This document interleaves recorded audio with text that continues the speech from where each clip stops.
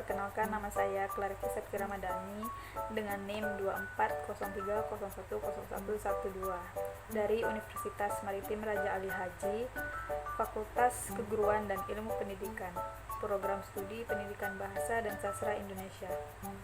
Tujuan saya membuat video ini untuk memenuhi mata kuliah Teori dan Sejarah Sastra oleh Bapak Asisten Profesor Dodi Irawan, MHum, MPD. Baik, saya akan menjelaskan apa itu teori dan sejarah sastra.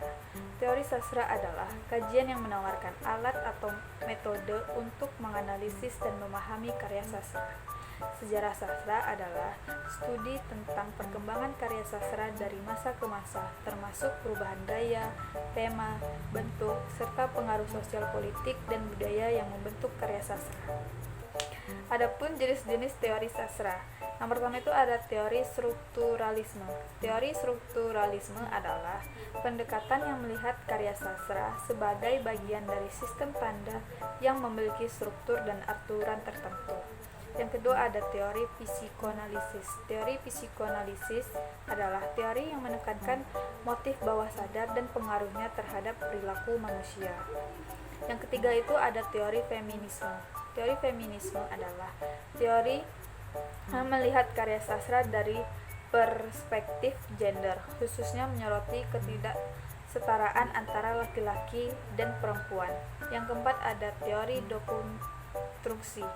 Teori dekonstruksi adalah memandang bahwa makna dalam teks sastra tidak bersifat tetap, melainkan bisa ditafsirkan dengan berbagai cara. Selanjutnya ada jenis-jenis sejarah sastra. Yang pertama itu ada sejarah sastra klasik. Sejarah sastra klasik merujuk pada karya-karya sastra dari periode awal, seperti sastra Yunani dan Romawi, yang sering mencakup puisi epik, drama, dan filsafat. Yang ketiga ada sejarah sastra modern. Sejarah sastra modern meliputi karya-karya dari akhir abad ke-19 hingga awal abad ke-20, termasuk aliran realisme, naturalisme, dan simbolisme. Yang ketiga ada sejarah sastra kontemporer.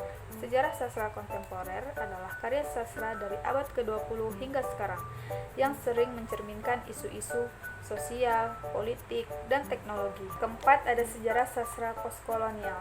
Sejarah sastra postkolonial menggali tema-tema yang muncul setelah periode kolonial, seringkali menyoroti isu identitas, budaya, dan kekuasaan. Kelima ada sejarah sastra feminisme. Sejarah sastra feminisme adalah menyoroti karya-karya penulis perempuan yang mengeksplorasi pengalaman dan perspektif perempuan. Baiklah, sekian pemaparan dari saya terkait teori dan sejarah sastra. Saya mohon maaf apabila ada kesalahan. Saya tutup. Wassalamualaikum warahmatullahi wabarakatuh.